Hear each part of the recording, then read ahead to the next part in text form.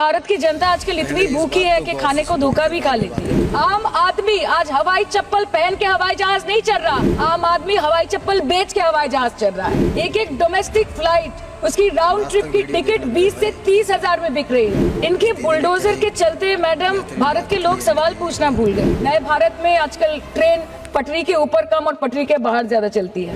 पहले आम आदमी पॉकेट में पैसा लेके बाजार जाता था और थैली भरकर सामान लाता था, लेकिन अमृत काल में आदमी थैली भरकर पैसा लेके जाता है और पॉकेट में आलू टमाटर प्याज लेके घर वापस आता है। ये बेटी बचाओ बेटी पढ़ाओ तो 10 साल पहले मोदी जी ने लॉन्च किया था, लेकिन उसके 80% पैसे सिर्फ पब्लिसिटी और मार्केटिंग और एडवर्टाइजमेंट में खर्च कर दिए। तो आपको अगर सब जगह से पैसा चाहिए तो मुझे ये बात समझ में नहीं आती कि लोग खुद के लिए आपको वोट देते हैं कि आपके फायदे के लिए वोट देते हैं। लोकसभा पे खर्च करके क्या फायदा मैडम, जब यहाँ पे विपक्ष को बोलने का अधिकार ही न हो। और आपके अमृत काल में The cost of medical treatment has been doubled in the last 5 years. Regularly लिए जाने वाले दवाइयों की कीमत 50% बढ़ गई। माननीय वित्त मंत्री ने पहले कहा था कि बहुत हो गई महंगाई की मार, अब की बार मोदी सरकार। और आज उनके विचार में inflation is an international problem, महंगाई एक अंतरराष्ट्रीय समस्या है। तो विश्व गुरु विश्व बंधु इस अंतरराष्ट्रीय समस्या का समाधान क्यों नहीं कर पा रहे? मैडम, भारत में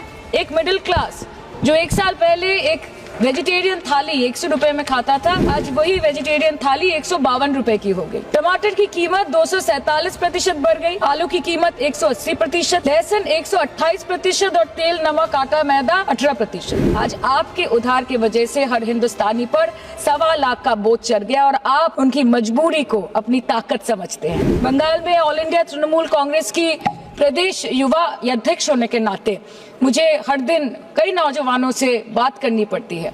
वो मुझे ये पूछते हैं कि मोदी जी ने हर साल 2 करोड़ नौकरी का वादा किया था, अर्थात 10 साल में 20 करोड़ नौकरी। उन नौकरियों का क्या हुआ, उन वादे का क्या हुआ? मैं बस उन्हें यही कह पाती हूँ कि पत्ते तो झड़ते हैं उठाता है कोई कोई, वादे तो सभी करते हैं निभाता है कोई कोई। प्रधानमंत्री जी बोलते हैं सबका साथ सबका विकास सबका विश्वास। अगर ऐसा ही है तो भारत के लोग आज देश छोड़ के क्यों जा रहे हैं?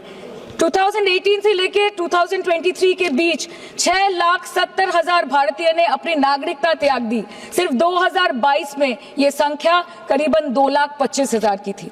मोदी जी कहते हैं कि वो सबके साथ है, मगर ये आंकड़े बोलते हैं जो सबका होता है वो किसी का नहीं होता।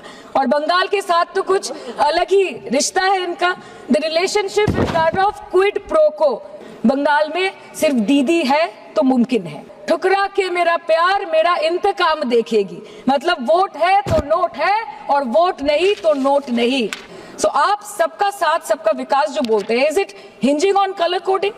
आपको रंग पसंद नहीं तो आप बंगाल के लोगों को पैसा नहीं दोगे और फिर आप आके बोलते हो कि हम बंगाल में जीत क्यों नहीं पाते? Ma'am, this is the reason, this step motherly attitude, जिसके लिए बंगाल के लोग हर बार इनको बड़े बड़े रसगुल्ला खिलाकर वापस दिल्ली भेज देते हैं।